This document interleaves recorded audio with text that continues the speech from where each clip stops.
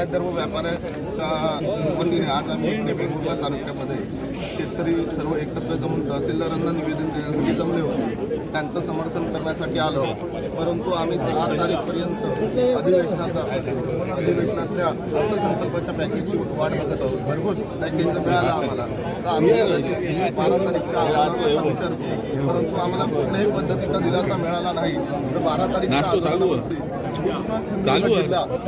हे ठाम आहेत.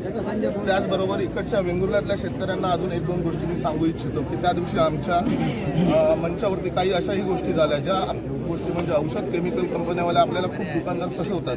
तर आम्ही एक असं डिक्लरेशन केलं आहे की 40% वरती जी काही 40% मुद्दल जी असेल तेवढीच त्यांची द्यायची. 40% वरती कुठल्याही शेतकऱ्यांनी 1ही रुपया औषध दुकानदारांना देऊ नये. आणि ह्या मोहिमेमध्ये सुद्धा वेंगुर्ल्यातील शेतकऱ्यांनी आमच्या पाठीशी उभं राहावं. वेंगुर्ल्यातल्याच नव्हे तर पूर्ण सिंधुदुर्ग जिल्ह्यातल्या शेतकऱ्यांनी. साधारण सिंधुदुर्ग जिल्ह्यात एकूण किती शेतकरी याच्यात सहभागी झालेत? एकूण किती जणांना फटका बसलाय?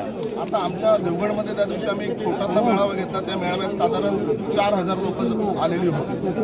त्या पद्धतीत जर आता पूर्ण जिल्ह्यातील सर्व लोक जर एकत्रित आले तर 10 ते 15,000 शेतकरी एकत्र यायला हरकत नाही. साधारण किती कोटीचं नुकसान सिंधुदुर्ग जिल्ह्यात झालं असेल? आज सिंधुदुर्ग जिल्ह्याचा जर विचार केला तर साधारण 200 कोटी सुद्धा कमी पडते. एवढं नुकसान 1000 कोटीच्या पोटात ही रक्कम जाऊ शकते. कारण प्रत्येकाचे खर्च जे आहेत ते आज तेही निघणार नाहीयेत अशी प्रत्येकाची अवस्था आहे.